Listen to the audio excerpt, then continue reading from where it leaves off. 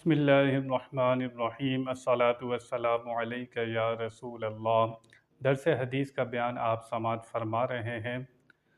مشکوٰۃ شریف میں باب الایمان میں یہ حدیث پاک موجود روایت ہے۔ حضرت انس رضی اللہ تعالیٰ عنہ فرماتے ہیں کہ فرمایا نبی صلی اللہ علیہ وسلم نے، تم میں سے کوئی مومن نہیں ہو سکتا یہاں تک کہ اسے ماں باپ، اولاد اور سب لوگوں سے میں پیارا نہ ہو جاؤں۔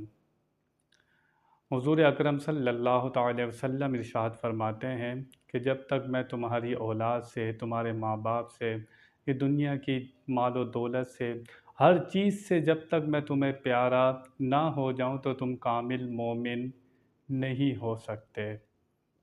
ہمیں اپنی محبتوں کو ٹٹولنا ہوگا کہ ہمیں سب سے زیادہ پیارا کون ہے۔ اگر اللہ اور اس کا رسول ہمیں سب سے زیادہ پیارا نہیں ہے تو ہم خطرے میں ہیں۔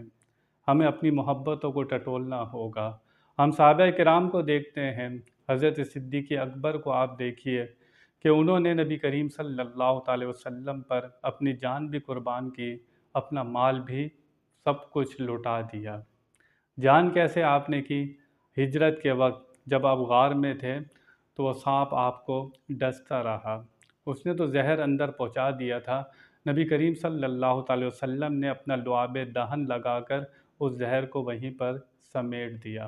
نبی پاک صلی اللہ علیہ وسلم نے آپ کی جان بچائی، ورنہ آپ نے اپنی جان نبی پاک پر قربان کر دی تھی۔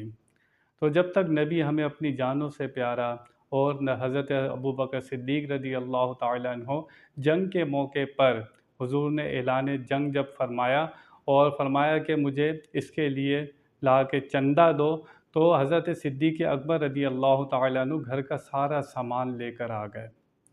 سامان بھی آپ پر قربان ہے، جان بھی آپ کا قربان ہے۔ وہ جانتے تھے جب تک اللہ کا رسول ہمیں سب سے زیادہ پیارا نہ ہو جائے، بندہ کامل مومن نہیں بن سکتا۔ ہمیں اپنی محبتوں کو ٹٹولنا ہوگا۔ کیا ہمیں اپنی اولاد سے، اپنی جان سے، اپنے مال سے اللہ کا حبیب ہمیں پیارا ہے؟ یہ دنیا ہمیں پیاری ہے یا ہمیں اولاد ہمیں پیاری ہے؟ جب نبی پر کوئی بات آ جائے، ان کی عزت پر بات آئے تو ہمیں یہ دل میں کھٹک ہوتی ہے یا نہیں ہوتی؟ تکلیف ہوتی ہے یا نہیں ہوتی؟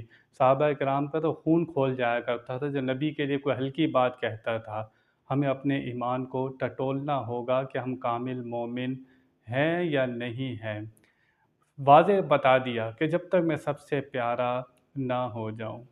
تو کامل مومن وہی ہوتا ہے جسے اللہ اور اس کا رسول سب سے زیادہ پیارا ہو جائے۔ یہی ایمان والا ہوتا ہے اور یہی شخص مومن ہوتا ہے۔ اللہ تعالی ہمیں سمجھنے کی توفیق عطا فرمائے۔ وآخر دعوانا ان الحمد للہ رب العالمین۔